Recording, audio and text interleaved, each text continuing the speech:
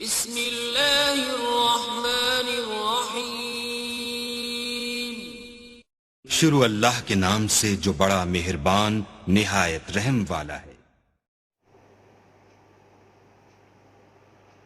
اعوذ باللہ من الشیطان الرجیم، بسم اللہ الرحمن الرحیم۔ اللہم صلی علی محمد وآل محمد وعجل فرجہم۔ شہر رمضان الذی انزل فیہ القرآن ھدی للناس بینات من الھدی والفرقان۔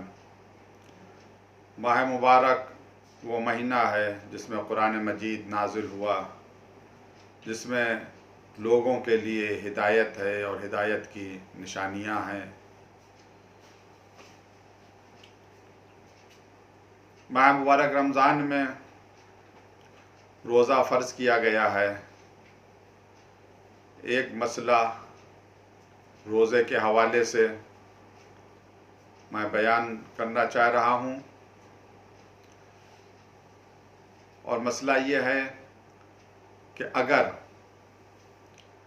مجبوراً انسان ایسی جگہ کو پر ہے جہاں برادران اہل سنت کے ساتھ اسے روزہ کھولنا پڑ رہا ہے، ان کا وقت پہلے ہو جاتا ہے اور ہمارا وقت بعد میں ہوتا ہے، تو اگر کبھی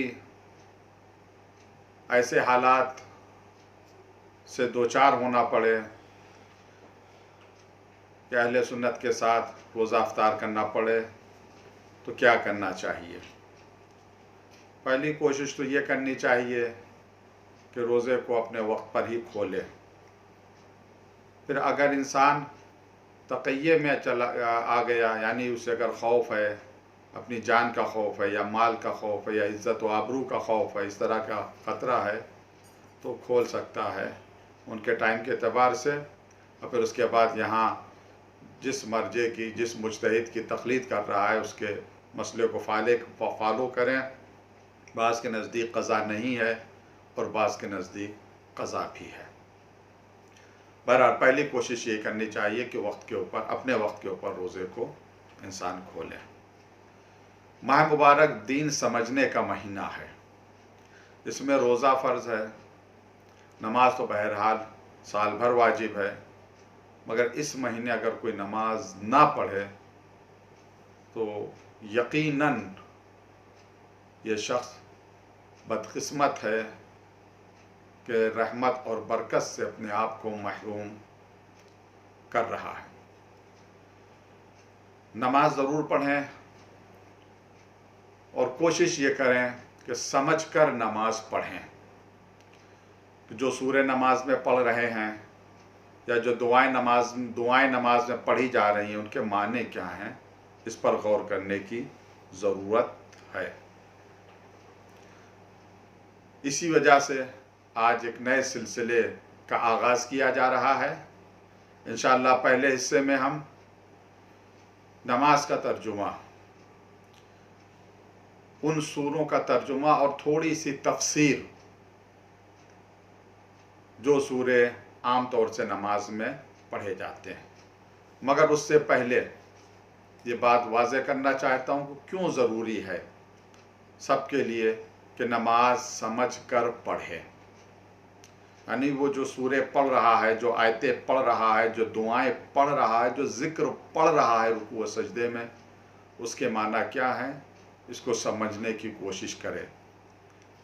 اگر بغیر سمجھے کوئی پڑھ رہا ہے، نماز تو اس کی صحیح ہے، نماز اس کی انشاءاللہ صحیح ہے جیسا کہ فتویٰ ہے، مگر وہ نماز جو معراج المؤمن ہے، وہ نماز جو برائیوں سے روکتی ہے، وہ نماز جو انسان کو اللہ کا بندہ بناتی ہے، اسی وقت مکمل نماز ہوگی جب ہم یہ سمجھیں کہ ہم کیا کہہ رہے ہیں۔ اسی کی طرف قرآن مجید کی آیت ہے سورہ النساء، سورہ نمبر 4 اور آیت نمبر 43۔ اس آیت مجیدہ میں پروردگار ارشاد فرماتا ہے، یا ایھا الذین آمنوا لا تقربوا الصلاۃ، اے مومنو نماز کے قریب مت جاؤ، یعنی نماز نہ پڑھو۔ کس حالت میں؟ وانتم سکارا، جب تم نشے کی حالت میں ہو۔ حتی تعلموا ما تقولون، تاکہ تمہیں پتہ تو چلے کہ تم کیا کہہ رہے ہو، تم کیا پڑھ رہے ہو۔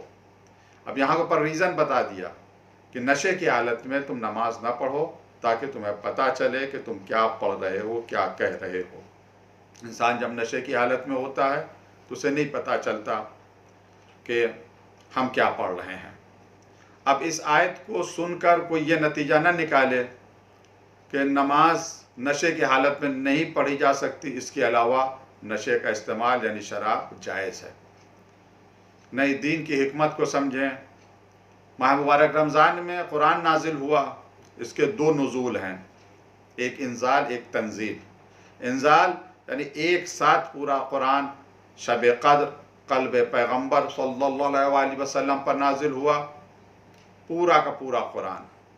اور دوسرا تنزیل ہے، تنزیل یعنی 23 سال میں قرآن نازل ہوا، یعنی پیغمبر پر پورا قرآن نازل ہو چکا تھا مگر اجازت نہیں تھی کہ آپ امت کو پہنچائیں، آیتیں امت کو پڑھ کر سنائیں۔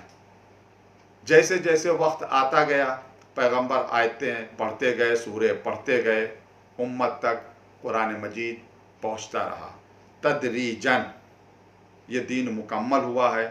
قرآن بھی ایک دم سے امت کے پاس نہیں آیا، قلب پیغمبر پر نازل ہو چکا تھا مگر امت کو 23 سال میں قرآن ملا۔ یہ فلسفہ کیا؟ کیوں قرآن مجید تدریجاً نازل ہوا؟ کیوں ایک ساتھ نازل نہیں ہوا؟ اگر پورا کا پورا قرآن امت کو ایک ساتھ مل جاتا تو عمل کرنے میں بہت پریشانی ہو جاتی۔ اسی وجہ سے ہم دیکھتے ہیں کہ تدریجاً قرآن نازل ہوا تاکہ عمل کرنے میں آسانی ہو۔ شراب کو ہی دیکھ لیجئے، 4 اسٹیپ آپ کو ملیں گے، 4 مرحلے آپ کو ملیں گے شراب کی حرمت کے۔ اسلام آنے سے پہلے عربوں میں شراب عام تھی، عام طور سے لوگ شراب پیتے تھے اور بہت ہی مقدار میں شراب پیتے تھے۔ بعض اصحاب کے لیے ملتا تھا، یہ کاروبار کرتے تھے، بزنس تھا، جب شراب حرام نہیں ہوئی تھی، اس سے پہلے کی بات۔ ایک دم سے اسلام نے، قرآن نے شراب کو حرام قرار نہیں دیا۔ 4 مرحلے سے یہ حکم گزرا ہے۔ پہلا مرحلہ کہ شراب کو ناپسند قرار دیا گیا، صرف ناپسند قرار دیا گیا۔ یہ سورہ نحل کی آیت نمبر 67، وَمِن ثَمَرَاتِ النَّخْلِ وَمِن ثَمَرَاتِ النَّخِيلِ وَالْعَنَابِ تَتَّخِذُونَ مِنْهُ سَكَرًا وَرِزْقًا حَسَنًا، اور تم کھجور اور انگوروں کے پھلوں سے وہ شراب نکالتے ہو جس سے تم کو نشہ ملتا ہے یا نشہ حاصل کرتے ہو، اور رزق حسنہ بھی تیار کرتے ہو اس سے۔ تو یہاں کے اوپر شراب رزق حسنہ کے مقابلے میں آئی، یعنی پہلا مرحلہ قرآن کا ہے کہ شراب ناپسند چیز ہے، رزق حسن کے مقابلے میں اس کا ذکر کیا گیا۔ اس آیت کے نازل ہونے کے بعد شاید کچھ لوگوں نے چھوڑ دیا، مگر اب کچھ لوگ یہ مانتے تھے کہ شراب ہم پی سکتے ہیں، ہمارے لیے شراب کا پینا جائز ہے۔ پھر دوسرا مرحلہ یہی آیت جس کی میں نے تلاوت کی، سورہ النساء کی آیت نمبر 43، یا ایھا الذین آمنوا لا تقربوا الصلاۃ وانتم سکارا، اے مومنو نماز مت پڑھو، نماز کے قریب نہ جاؤ اس حالت میں جب تم نشے میں ہو۔ پابندی لگا دی گئی۔ ظاہر سی بات ہے 5 وقت کی نماز اور نشہ، بہرحال جب کوئی شراب پی لے تو کئی گھنٹے تک رہتا ہے، تو اس سے یہ پیغام گیا کہ دھیرے دھیرے تم اس عادت کو ترک کرنے کی کوشش کرو۔ یہ آیت نازل ہوئی، کچھ لوگوں نے چھوڑ دیا، کچھ لوگ پھر بھی شراب کو پیتے رہے۔ اس کے بعد تیسرا مرحلہ شراب کے بارے میں جو تیسری آیت نازل ہوتی ہے وہ سورہ بقرہ کی آیت نمبر 219 ہے۔ یسألونک عن الخمر والمیسر قل فیہما اثم کبیر، یہ آپ سے سوال کرتے ہیں، پوچھتے ہیں آپ سے شراب کے بارے میں، جوئے کے بارے میں، کہہ دیجئے ان دونوں میں یعنی شراب اور جوئے میں اثم کبیر، بڑا گناہ ہے، ومنافع للناس، تھوڑا سا فائدہ بھی ہے لوگوں کے لیے، واسمہما اکبر من نفعہما، مگر ان کا گناہ، ان کا نقصان ان کے نفع سے کہیں زیادہ ہے۔ یہ آیت نازل ہوئی۔ اس آیت کے نازل ہونے کے بعد کچھ اور لوگوں نے شراب کو ترک کر دیا، مگر پھر بھی کچھ لوگ شراب کا کاروبار کرتے رہے، شراب پیتے رہے، کیونکہ یہ کہتے تھے کہ شراب حرام تو نہیں ہوئی ہے، صرف یہی کہا گیا کہ اس کا نقصان زیادہ ہے، اس کے فائدے کم ہیں۔ مگر چوتھا اور نہائی مرحلہ جب آتا ہے، اس میں صاف صاف طریقے سے شراب کی حرمت کا حکم آیا۔ سورہ مائدہ آیت نمبر 90، یا ایھا الذین آمنوا، اے مومنو، انما الخمر والمیسر والانصاب والازلام رجس من عمل الشیطان، اے مومنو، بتحقیق شراب، جواں، بوت اور پاسے، پہلے پاسے کھیلتے تھے، اس سے خرید و فروخت کرتے تھے، رجس من عمل الشیطان، یہ گندگی ہیں، شیطان کے کاموں میں سے ہیں، فاجتنبوہ، ان سے تم پرہیز کرو، ان سے تم اجتناب کرو، لعلکم تفلحون، تاکہ تم نجات پا جاؤ۔ اب آپ دیکھیے بالکل واضح طور کے اوپر یہاں شراب کی حرمت آ گئی، فاجتنبوہ، آرڈر کر دیا گیا، حکم دے دیا گیا، امر کر دیا گیا کہ تم شراب سے اجتناب کرو، شراب سے پرہیز کرو۔ تو اب دین مکمل ہو گیا، یعنی شراب کا حکم اب مکمل ہو گیا کہ شراب پینا حرام ہے۔ اس کے بعد لوگوں نے شراب کو پھینک دیا، مٹکے توڑ دیے گئے اور شراب کی حرمت کے اوپر یقین کر لیا۔ تو عرض کرنے کا مقصد یہ کہ اسلام اور قرآن یہ ایک دم سے نہیں آیا، بلکہ درجہ بدرجہ آیا۔ اب ہم اس آیت کی طرف آتے ہیں جس میں یہ کہا گیا کہ تم نشے کی حالت میں نماز مت پڑھو۔ اب وہ میں واضح کر چکا ہوں کہ شراب کی حرمت کتنے مراحل سے گزری۔ کچھ لوگ ایک آیت پڑھ لیتے ہیں، اس سے نتیجہ نکال لیتے ہیں، تو ان کا نتیجہ گمراہی والا نتیجہ ہوتا ہے۔ یاد رکھیے قرآن مجید میں ناسخ بھی ہے، منسوخ بھی ہے، مطلق بھی ہے، مقید، یعنی آیتیں ہر طرح کی ہیں۔ ایک آیت پڑھ کے نتیجہ نہ نکالیں۔ اگر کوئی آیت آپ کی سمجھ میں نہیں آ رہی ہے یا اس سے آپ وہ نتیجہ نکال رہے ہیں جو نتیجہ علماء نہیں مان رہے ہیں، تو علماء کی طرف رجوع کریں، ان سے پوچھیں، کیونکہ علماء پورا قرآن اور پوری حدیثیں پڑھ کر حکم شریعت بیان کرتے ہیں۔ بہرحال اللہ کا حکم ہے کہ تم نشے کی حالت میں شراب مت پیو۔ کیوں؟ کس وجہ سے؟ اس وجہ سے کہ تمہیں معلوم ہونا چاہیے تم کیا کہہ رہے ہو، تمہیں پتہ چلنا چاہیے تم کیا کہہ رہے ہو، حتی تعلموا ما تقولون، تمہیں پتہ تو چلے تم کیا کہہ رہے ہو۔ اس کا مقصد یہ ہے کہ قرآن نے اس بات کے اوپر زیادہ زور دیا ہے کہ ہم علم کے ساتھ نماز کو پڑھیں، سمجھ کر نماز کو پڑھیں۔ بغیر سمجھے اگر کوئی نماز پڑھ رہا ہے، بغیر سمجھے اگر کوئی ذکر کر رہا ہے نماز میں، اس کی نماز صحیح ہے، میں نہیں کہتا نماز اس کی باطل ہے، مگر مکمل نماز نہیں ہے، کامل نماز نہیں ہے۔ وہ نماز جو معراج المؤمن ہے، مومن کو معراج تک پہنچاتی ہے، تنہا عن الفحشاء والمنکر، وہ نماز جو برائیوں سے روکتی ہے، اس وقت وہ نماز برائیوں سے روکے گی جب ہم سمجھ کر پڑھیں گے۔ اسی مطلب کو، اسی بات کو مد نظر رکھتے ہوئے یہ کوشش کی جا رہی ہے کہ نماز کا ترجمہ آپ حضرات تک پہنچایا جائے، سوروں کا ترجمہ پہنچایا جائے، اور ان کی تھوڑی سی تفسیر بھی آپ تک پہنچائی جائے۔ نماز میں سب سے پہلے جو سورہ پڑھا جاتا ہے سورہ حمد ہے۔ کوئی بھی نماز سورہ حمد کے بغیر مکمل نہیں ہے ہی نہیں کوئی نماز۔ ہر نماز میں سورہ حمد کا پڑھنا بے انتہا ضروری ہے۔ آئیے اس سورہ میں کیا ہے دیکھتے ہیں۔ میں انشاءاللہ اس سورہ کی فضیلت کل بیان کروں گا۔ آج گفتگو صرف اس آیت پر ہوگی جو بہت ہی اہم آیت ہے، بہت ہی مشہور و معروف آیت ہے۔ بچہ بچہ اس آیت کو حفظ کیے ہوئے، یاد کیے ہوئے ہے، اور وہ آیت ہے بسم اللہ الرحمن الرحیم۔ اس کے معنی کیا ہے میں یہ عرض کروں گا۔ ابھی تو میں کچھ اہمیت اس کی بتانا چاہتا ہوں کہ بسم اللہ الرحمن الرحیم کی اہمیت کیا ہے۔ حدیث میں آیا ہے، شیعہ اور سنی دونوں نے اس حدیث کو لکھا ہے، بیان کیا ہے، تھوڑے بہت الفاظ کا فرق ہے۔ کل امر ذی بال لم یذکر فیہ اسم اللہ یا لم یبدا فیہ اسم اللہ، ہر وہ کام اہم ہو، کوئی بھی کام اگر آپ شروع کریں، اگر بغیر بسم اللہ کے اس کام کو شروع کیا ہے تو وہ کام مکمل نہیں ہوتا، کمپلیٹ نہیں ہوتا۔ فہو ابتر، حدیث میں آیا ابتر یعنی دم بریدہ، ناقص، کمپلیٹ وہ کام نہیں ہوتا۔ ہر کام انسان اللہ کا نام لے کر شروع کرے، بسم اللہ الرحمن الرحیم کہہ کر شروع کرے۔ معنی کیا ہے بسم اللہ الرحمن الرحیم کے؟ شروع کرتا ہوں اللہ کے نام سے جو رحمان ہے اور رحیم ہے۔ انشاءاللہ میں عرض کروں گا کہ رحمان کے معنی کیا ہیں، رحیم کے معنی کیا ہیں، اور ان دونوں میں فرق کیا ہے۔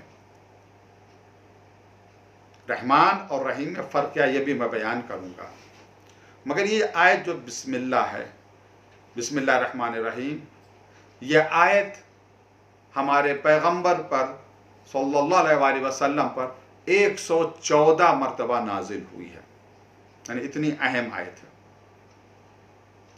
قرآن مجید میں 114 سورے ہیں، 113 سوروں کے ساتھ یہ آیت ہے ان کا جز بن کر۔ سورہ حمد آپ اٹھا کر دیکھیں، بسم اللہ الرحمن الرحیم سورہ حمد کا جز ہے۔ اسی طریقے سے ہمارے علماء کے نزدیک صرف ایک سورے کو چھوڑ کر، سورہ برات کو چھوڑ کر، باقی ہر سورے کے شروع میں آپ کو یہ آیت ملے گی۔ تو 114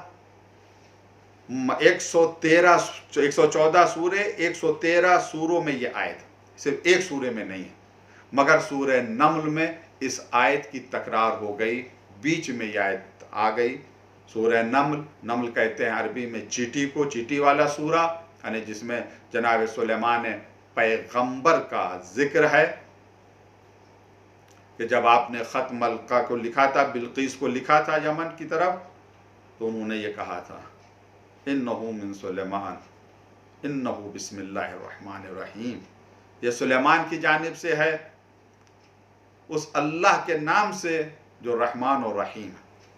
اس کا مقصد یہ ہے کہ بسم اللہ الرحمن الرحیم وہ آیت ہے جو قرآن کے نازل ہونے سے پہلے بھی موجود تھی، تبھی تو جناب سلیمان پیغمبر نے اپنے خط میں اس آیت کو لکھا۔ اسی وجہ سے حدیث میں آیا ہے کہ جتنے صحیفے نازل کیے گئے ہیں، پروردگار نے جو کتابیں نازل کی ہیں، ہر کتاب میں، ہر صحیفے میں یہ آیت موجود تھی، بسم اللہ الرحمن الرحیم ہر صحیفے اور ہر کتاب میں تھی۔ اب اس کے معنی تو میں نے تھوڑے سے بتائے ہیں، لیکن جو اس کی تفسیر ہے میں بعد میں سے بیان کروں گا۔ ابھی ایک دو باتیں میں اور عرض کرنا چاہ رہا ہوں اس آیت کے حوالے سے۔ بہت ہی اہم آیت ہے یہ، لوگ توجہ نہیں دیتے ہیں اس آیت کے اوپر، حالانکہ بہت زیادہ توجہ دینے کی ضرورت ہے۔ آپ تھوڑا سا غور کریں کہ اس آیت کی کتنی اہمیت ہے اور کتنے اثرات اور کتنے برکات اس آیت مجیدہ میں پائے جاتے ہیں۔ بسم اللہ الرحمن الرحیم میں حدیث میں آیا ہے کہ جناب موسیٰ علی نبینا وعلیہ السلام، آپ نے پروردگار کی بارگاہ میں عرض کیا، میرے معبود یہ فرعون بہت سرکش ہے، بہت ظلم کر رہا ہے، خدائی کا دعویٰ کر رہا ہے، تو اسے چھوٹ دے رہا ہے، تیرا عذاب اس کے اوپر نازل نہیں ہو رہا، جلدی سے اپنا عذاب نازل فرما دے اس کے اوپر۔ وحی ہوتی ہے موسیٰ، میں اس وجہ سے فرعون کے اوپر عذاب نازل نہیں کر رہا ہوں کہ اس کا جو محل ہے، اس کا جو گھر ہے، اس نے اپنے محل کے اوپر اس آیت کو ٹانگ رکھا ہے۔ کون سی آیت؟ بسم اللہ الرحمن الرحیم۔ دیکھیے اتنی عظیم یہ آیت ہے۔ ایک کافر، ایک نافرمان، ایک خدائی کا دعویٰ کرنے والا اگر اس آیت کو اپنے گھر میں ٹانگ دے تو پروردگار اس کے اوپر بھی عذاب نہیں کرتا۔ کافر کو بھی، ظالم کو بھی آیت فائدہ پہنچا رہی ہے، پروردگار عذاب نہیں کرتا۔ لیکن ہم مسلمان ہیں جو متوجہ نہیں ہیں کہ بسم اللہ الرحمن الرحیم کے کیا اثرات ہیں۔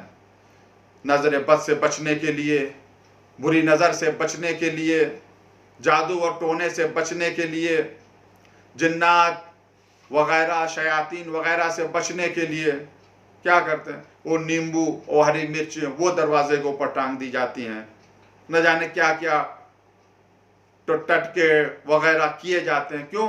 تاکہ ہم آفات سے بچ جائیں۔ نیمبو کسی کو نہیں بچاتا، مرچ کسی کو نہیں بچاتی۔ یہ انسان کا عقیدہ بنا لیا اور اسی کے اوپر عقیدہ رکھ لیا۔ مگر مومن وہ ہے جس کا عقیدہ قرآن پر ہوتا ہے۔ تھوڑا سا آپ غور کریں، فرعون کے اوپر عذاب نازل نہیں ہو رہا کیونکہ بسم اللہ الرحمن الرحیم اس کے گھر میں ہے۔ اگر مسلمانوں کے گھروں میں یہ آیت ہو، اگر دروازے کے اوپر یہ آیت لکھی ہوئی ہو بسم اللہ الرحمن الرحیم، تو ایسے گھر میں نہ شیاطین جائیں گے، نہ نظر بد کا اثر ہوگا، نہ شیاطین اور جنات پریشان کریں گے، نہ جادو اور ٹونے کا اثر ہوگا۔ عقیدے کے ساتھ، خلوص نیت کے ساتھ اس آیت کو اپنے گھر میں رکھیں، دروازے پر ٹانگیں، اور وہ جو دوسروں کے طریقے ہیں ان کو نہ اپنائیے، جو غیروں کے طریقے ہیں ان کو نہ اپنائیے، جو باطل لوگوں کے طریقے انہیں نہ اپنائیے، وہ طریقہ اپنائیے جو قرآن نے بیان کیا، جو اہل بیت علیہ السلام نے بیان کیا۔ اسی طریقے کو اپنانے میں ہی نجات ملتی ہے۔ میں ایک آخری بات عرض کرنا چاہتا ہوں، وقت زیادہ نہیں ہے۔ بہت سے لوگ پریشان ہیں، کوئی مصیبت میں ہے، کوئی بیماری میں ہے، کسی کا رزق تنگ ہے، نوکری نہیں مل رہی ہے، یا کسی کی تنخواہ کم ہے، کوئی بھی حاجت ہو، علماء کا بیان کیا ہوا یہ نسخہ ہے جسے میں آپ تک پہنچا رہا ہوں۔ کوئی بھی حاجت ہو، آپ بسم اللہ الرحمن الرحیم کو 786 مرتبہ پڑھیں، 786۔ یہ 786 عدد ہیں بسم اللہ الرحمن الرحیم کے ابجد کے اعتبار سے۔ علماء کہتے ہیں 786 مرتبہ اس آیت کو پڑھو اور پھر 113 مرتبہ صلوات پڑھو، پھر اپنی حاجت اللہ سے مانگو۔ انشاءاللہ اس آیت کے طفیل میں اور صلوات کے صدقے میں پروردگار حاجت کو پورا کرے گا، مشکل کو آسان کرے گا۔ انشاءاللہ اگر زندگی رہی تو کل میں اس آیت کی تھوڑی سی تفسیر، یعنی بسم اللہ الرحمن الرحیم کی تھوڑی سی تفسیر بیان کروں گا، پھر سورہ حمد کا ترجمہ اور ترجمے کے علاوہ تھوڑی سی تفسیر سورہ حمد کی، پھر دوسرے سوروں کی، پھر رکوع میں جو ذکر کرتے ہیں اس کا ترجمہ کیا ہے، سجدے میں جو ذکر کرتے ہیں اس کا ترجمہ کیا ہے، دعائے قنوت کا ترجمہ کیا ہے، یہ سارے ترجمے آپ کے سامنے ہم انشاءاللہ بیان کریں گے۔ پروردگار ہم سب کو اتنی توفیق دے کہ ہم ماہ مبارک رمضان میں دین کو سمجھ سکیں، دین کے اوپر عمل کر سکیں۔